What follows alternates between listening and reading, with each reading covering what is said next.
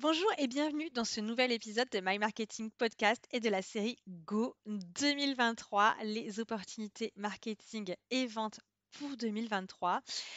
Dans ce sixième épisode, je devais interviewer Laurie. C'était mon invitée, Laurie Giacobi, qui est mon associée et qui est également ma sœur et qui parle toujours remarquablement bien d'un sujet qu'on adore toutes les deux et dont vous avez déjà entendu parler et qui sont les offres. Et malheureusement, Laurie est malade.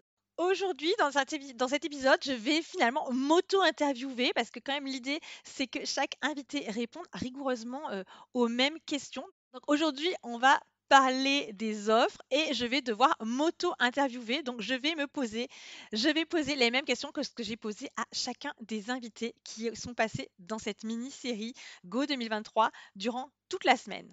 Donc la première question que je posais, c'était si je devais résumer l'année 2022 et l'évolution du marketing et spécialement du marketing des offres en quelques mots, eh bien c'est on constate qu'après, globalement, une année 2021 qui a été assez euphorique pour beaucoup d'industries. Alors, je ne parle pas forcément de l'industrie de la restauration et de l'hôtellerie ou du tourisme qui a été encore sinistre qu'en 2021, mais de manière générale, l'année 2021 a été une année favorable pour beaucoup d'industries puisqu'il y a eu une sorte de rattrapage.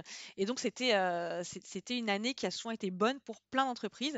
Et ben, en 2022, on a assisté à quelque chose qui était plus mesuré, pas forcément une mauvaise année, mais si on s'en tient rigoureusement à ce qui nous préoccupe aujourd'hui, c'est les stratégies d'offres et de vente, bah, entre la crise sanitaire, la crise énergétique et l'inflation, même si j'ai pas envie de noircir le tableau, eh bien, il y avait quand même un gros contexte d'incertitude et des difficultés à prendre des décisions. C'est-à-dire qu'on a constaté que les cycles de décision étaient un petit peu plus longs que d'habitude. Je ne sais pas si vous l'avez constaté dans vos business, mais ça se faisait moins fluidement, ça prend plus de temps, il y a plus d'hésitation de la part des décideurs. Eh bien, c'est ce qui a vraiment caractérisé l'année 2022. On a constaté aussi, ça c'est des retours qu'on avait hein, de nos clients, et je pense qu'on l'a constaté un petit peu nous-mêmes chez My Marketing Experience, c'était une certaine versatilité, c'est-à-dire que les entreprises, comme elles avaient souvent besoin de s'adapter à des contextes qui évoluaient très vite, eh bien elles changeaient d'avis, pas nécessairement qu'elles ne voulaient plus travailler ou qu'elles revenaient sur l'engagement, mais les modalités pouvaient souvent varier. Donc bah, il y avait besoin d'être particulièrement flexible en 2022. Et puis, sur un autre domaine, mais que c'est lié à ce concept, on va dire ce contexte d'incertitude, c'est qu'on a noté de notre côté, en tout cas, et chez nos clients, un certain essoufflement du modèle premium qui a largement dominé durant les dernières années, c'est-à-dire de vendre forcément des offres qui sont ultra haut niveau, le plus cher possible. Eh bien, comme on était dans un contexte d'incertitude, ça avait beaucoup plus de mal à passer. Donc ça, on va y revenir, mais si je vais vraiment résumer 2022, eh bien, voilà en quoi comment ça se caractériserait. Peut-être c'est le cas de votre côté, ça peut être intéressant de nous faire remonter l'information. Qu'est-ce qui a le mieux fonctionné pour nous et pour nos clients en termes, on va dire, d'offres et de techniques de vente autour des offres, puisque je vais élargir un petit peu plus. Alors, il y a plusieurs points qui sont, on va dire, des fondamentaux. Alors, le premier, c'est quelque chose qui est relatif aux fondamentaux du marketing. C'est de bien travailler sa connaissance client. C'est-à-dire que le quantitatif, c'est très bien, mais le qualitatif est vraiment nécessaire et de plus en plus nécessaire. C'est-à-dire d'aller interroger ses clients, d'aller à la source pour connaître quelles sont leurs douleurs, qu'est-ce qu'ils rencontrent actuellement, puisqu'on vit une période qui est quand même assez perturbée. Eh bien, le fait d'aller interroger ses clients et de se tenir au plus près d'eux sur quels sont leurs freins, leurs douleurs, leurs objectifs, qui ont peut-être été révisés d'ailleurs en cours d'année, leurs aspirations, que ce soit au niveau de l'entreprise, mais également à titre personnel, eh bien, c'est aujourd'hui un travail qui est essentiel, qui a été essentiel bien sûr les années d'avant. Je ne dis pas qu'il ne fallait pas étudier, avoir une bonne connaissance client auparavant, mais cette année, le fait d'avoir fait ce travail, en tout cas de notre côté, chez My Marketing Experience, ça nous a permis d'identifier des nouveaux besoins qui n'existaient pas auparavant chez nos clients, ou on va dire de manière assez faible, et qui ont carrément explosé cette année. Donc je vais donner un exemple peut-être un peu concret. En début d'année 2022, ce qui est arrivé, c'est que on n'a pas gagné certains contrats. C'est pas qu'on les a perdus, c'est qu'on les a pas gagnés parce que on avait plusieurs entreprises, alors pas juste une, sinon on n'aurait pas trop prêté attention, mais c'est arrivé, je dirais, à deux ou trois reprises, qui nous ont dit, eh bien, on aimerait beaucoup travailler avec vous, mais on sait que si on le fait, si on va probablement avoir des nouveaux clients, du moins plus de prospects et donc plus de clients. Et aujourd'hui, on n'est pas en mesure d'absorber plus de clients. Donc c'est quand même un problème. Il y a des entreprises qui sont clairement comment dire, freinées dans leur croissance et qui, bah, pour nous, c'était pas une bonne nouvelle parce que, évidemment, si on peut plus travailler avec certaines entreprises parce qu'elles peuvent pas grandir, c'est quand même contraignant. Donc, partant de cela, tout en continuant à dire que et notre cœur de métier, c'est le marketing, on a créé des nouvelles offres autour de ce nouveau besoin et donc autour notamment du marketing RH de la marque employeur pour aider les entreprises à développer cette marque et attirer des talents et donc potentiellement résoudre ce problème de croissance. Donc ça, c'est une nouvelle offre. On n'en a pas forcément beaucoup parlé parce qu'on l'a testé à une petite échelle, mais le besoin était là et c'est une offre qui a été plusieurs fois vendue. Ce qui a aussi bien fonctionné cette année, en dehors de la connaissance client, c'est de travailler sur la réduction des risques perçus. Lorsqu'on est dans une période, alors appelons-le crise, j'aime pas trop le mot, mais on va quand même devoir aller sur ce terrain-là, eh bien, face à des climats d'incertitude où les décisions se prennent plus difficilement, un moyen de lutter contre cela, c'est d'optimiser la confiance et la réduction du risque perçu, c'est-à-dire, bah, d'un côté, on élève la confiance et d'un autre côté, on va travailler sur le fait de dérisquer, de dire, bah, en fait, travailler avec mon entreprise, avec ma marque, eh bien, ça représente moins de risques pour votre entreprise. Et comment on fait ça? Bah, on fait ça en travaillant notamment sur la marque, sur son positionnement, sur une marque qui est forte et sur des stratégies également de marque personnelle. Donc, plus tôt dans la semaine, je ne sais pas si vous avez écouté encore l'épisode avec Honoré Beghem qui parle de la marque personnelle ou avec Thomas Rivol qui parle de la vente. Et à chaque fois, il y a un mot qui revient, c'est la confiance, la confiance, la confiance et la valeur perçue, mais la valeur réelle également. Et ça permet, ce sont aujourd'hui les meilleurs leviers pour réduire le risque et pour permettre des décisions. Alors, je ne vais pas dire des décisions accélérées, mais en tout cas pour permettre des prises de décision et des passages à l'action. Donc, si ce n'est pas encore fait, en 2022, clairement, ça fera partie des actions à mettre d'urgence en place en 2023 pour votre entreprise, notamment en B2B, puisque c'est de ça dont on parle aujourd'hui, c'est de travailler au maximum les leviers de confiance, les leviers de crédibilité, les leviers d'autorité autour de la marque, du positionnement et de la marque personnelle. Et l'offre fait partie de votre branding. Donc, clairement, ces stratégies ont été gagnantes en 2022 et elles vont continuer de l'être en 2023. Et enfin, en 2022, ce qu'on a également constaté, c'est que la fidélisation a été très très efficace.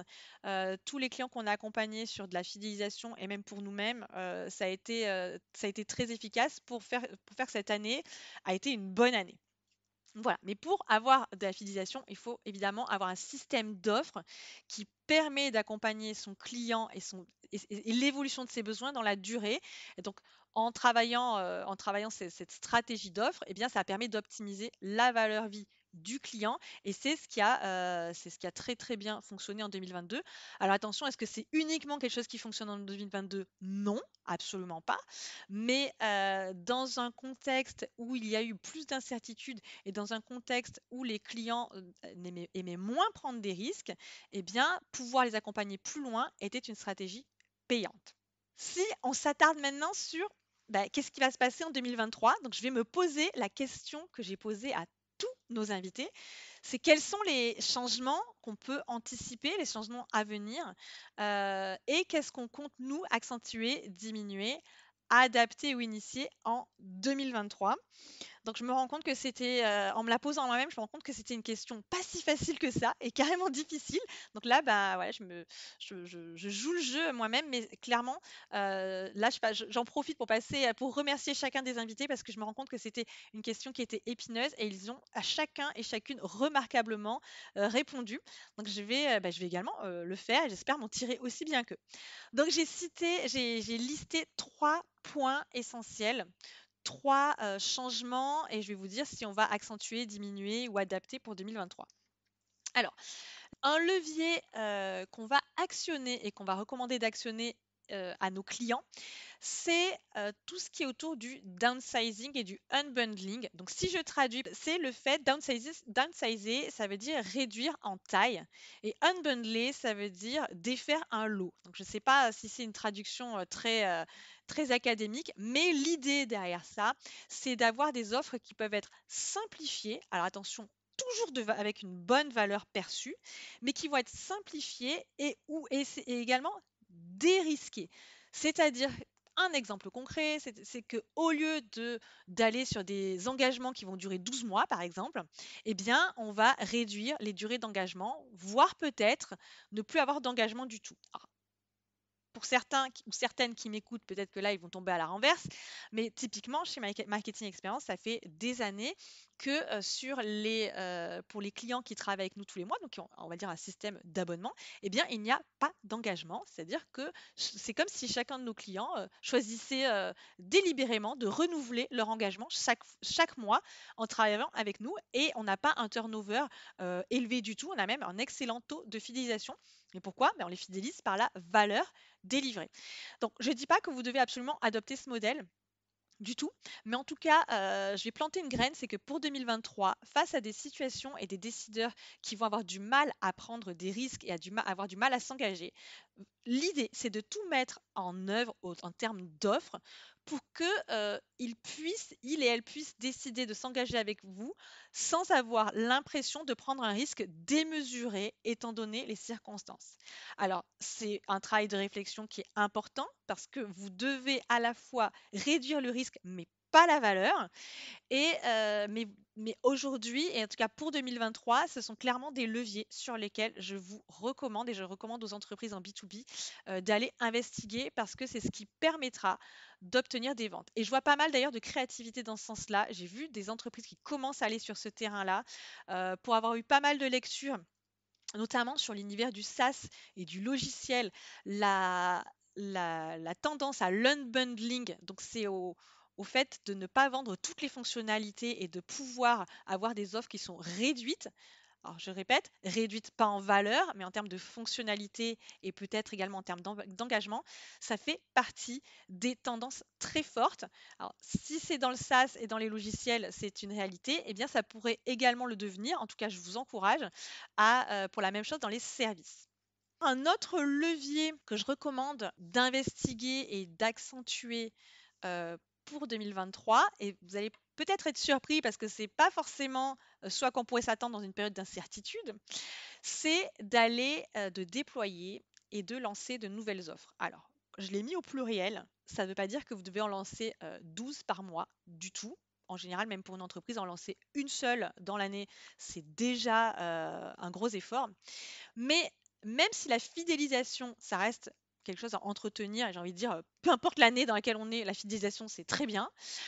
Vous allez avoir besoin d'aller tester et d'aller explorer de nouveaux terrains, tout simplement parce que comme il y a de nouvelles attentes et de nouveaux besoins, eh bien, vous allez probablement avoir besoin de créer de nouvelles offres. Alors peut-être les nouvelles offres sont des offres par rapport à ce qu'on vient de dire précédemment, simplifiées, réduites, alors downsizées pour reprendre le terme en anglais, mais tout simplement, je dirais des offres qui vont répondre à des nouvelles attentes, à des nouveaux comportements d'achat qui sont moins enclins à prendre des risques. Si je reprends l'exemple précédent avec les entreprises qui nous ont confié leurs difficultés à recruter et le fait qu'on ait mis en place une offre, alors je tiens à dire avec un partenaire également hein, pour répondre à ces nouveaux besoins, eh bien déployer des nouvelles offres, ça va vous permettre également d'aller chercher des clients que vous n'aviez pas précédemment, qui seront peut-être hors des cibles que vous avez l'habitude d'adresser. Et j'ai envie de dire tant mieux parce que en 2023, probablement, beaucoup d'entreprises vont avoir des stratégies de repli, puisqu'en général, c'est la réaction hyper naturelle quand il y a un contexte d'incertitude, on a tendance à se replier. Eh bien, dans ces cas-là, moi, ce que je vous propose et ce que je vous recommande, c'est d'aller accentuer votre présence sur des marchés où vous n'étiez pas forcément très très actif et très très présent, parce que face à un repli de certaines entreprises, ça va être le moment d'aller conquérir des parts de marché. Et pour ça, vous aurez peut-être besoin de sortir de nouvelles offres. Donc bien sûr, ça se réfléchit. L'idée, c'est pas de mettre toutes vos ressources dans des nouvelles offres parce qu'il y a quand même des efforts derrière à mettre en place, mais d'aller tester, d'aller peut-être, c'est le moment d'aller explorer de nouveaux marchés. Et je pense qu'en 2023, c'est plus que jamais le moment de le faire. Alors bien sûr, comme j'ai dit dans un épisode précédent, tout ce que je dis n'engage que moi, bien entendu. Mais en tout cas, de notre côté, chez My Marketing Experience, c'est certainement ce qu'on va mettre en place et on a déjà commencé. Et un troisième levier que je vous recommande pour 2023, en tout cas dans les stratégies à mettre en place en termes notamment d'offres, c'est d'aller utiliser le co-marketing et le partenariat. Je pense que ça fera plaisir à Caroline Mignot, qui est une grande défenseuse du co-marketing. Je vous mettrai le lien d'ailleurs, on l'avait invité sur My Marketing Podcast, je vous mettrai le lien en commentaire. Donc le co-marketing et le partenariat, c'est l'idée d'aller chercher d'autres entreprises pour créer notamment des nouvelles offres avec des partenaires. Vous devez identifier des complémentarités et ça permet, comme on le disait précédemment, d'enrichir votre offre avec des offres de partenaires et d'aller justement débarquer sur de nouveaux marchés peut-être que vous ne touchiez pas ou que vous n'arriviez pas à toucher ou des nouvelles cibles que vous ne touchiez pas et que du coup vous allez réussir à toucher. Et c'est une stratégie qui est extrêmement utilisée, notamment par les entreprises familiales. Alors, je sais que ça peut paraître assez étonnant, mais il y a une étude qui est sortie il y a quelques années et qui, pendant le Covid, juste après Covid, et qui avait démontré que les entreprises familiales avaient beaucoup mieux résisté à la crise du Covid, parce que notamment, elles étaient capables de tisser des relations beaucoup plus solides avec leur écosystème, avec leur réseau et de créer des partenariats qui sont forts, ce qui leur a permis de tenir bien mieux pendant la période du Covid. Donc, inspirez-vous des entreprises familiales, et notamment si vous êtes une entreprise familiale vous-même, vous constaterez que c'est le cas, que vous avez des partenariats solides. Mais après, que vous soyez une entreprise familiale ou pas, peu importe, le co-marketing et les partenariats pour 2023, en tout cas de notre côté, clairement, ça va faire partie de notre plan d'action marketing et de notre stratégie, et ça fera partie des recommandations qu'on fera à nos clients. Alors pour finir, ma dernière question que j'ai pour moi-même, c'est quel est le conseil ou la recommandation pour les entreprises en B2B en 2023? Donc c'est quelque chose d'assez, on va dire, moi le conseil, la recommandation que j'ai envie de faire, elle est assez vaste, mais en même temps, il faut un peu d'audace et de courage pour le faire. C'est que pour 2023 et dans la période dans laquelle on est, j'ai pas envie de noircir le tableau non plus, mais on sait quel est le contexte. C'est probablement le meilleur moment pour vous remettre en question et surtout, surtout pas vous replier sur vous-même. On est dans une période pas de risque, mais d'incertitude. Le risque fait partie de la vie d'une entreprise, plus que jamais, j'ai envie de dire en ce moment. Eh bien, il ne faut pas essayer d'aller à contre-courant de ça. Peut-être que la meilleure stratégie à avoir, c'est au contraire d'aller dans ce courant-là, d'aller dans ce flot, de tester, de se remettre en question et d'oser faire, d'oser des stratégies, d'oser sortir de sa zone de confort plus que jamais, notamment en augmentant votre visibilité, en osant prendre la parole, en affirmant votre marque, en remettant peut-être en question votre stratégie d'offre, puisqu'on a beaucoup parlé d'offres, mais de ne pas hésiter à expérimenter. Probablement que c'est la meilleure période pour ça et que les entreprises qui le feront seront celles qui se ressortiront le plus gagnantes à la fin de 2023. Voilà, c'est vraiment, je pense, le message que je veux faire passer, de ne pas hésiter à sortir des sentiers battus, à se remettre en question, à réinventer vos offres, à explorer des canaux de communication ou tout simplement à commencer à prendre la parole pour ceux qui ne le faisaient pas encore. C'était le mot de la fin. Je vous retrouve demain pour le 7e et dernier épisode de cette série Go 2023. Demain, vous aurez droit à un récap complet de la semaine avec des idées d'action à implémenter. Donc, si ce n'est pas encore fait, abonnez-vous activez les notifications et suivez-nous. Comme ça, vous ne raterez pas le prochain épisode, le prochain et dernier épisode avec une surprise à la fin. Merci beaucoup et à demain.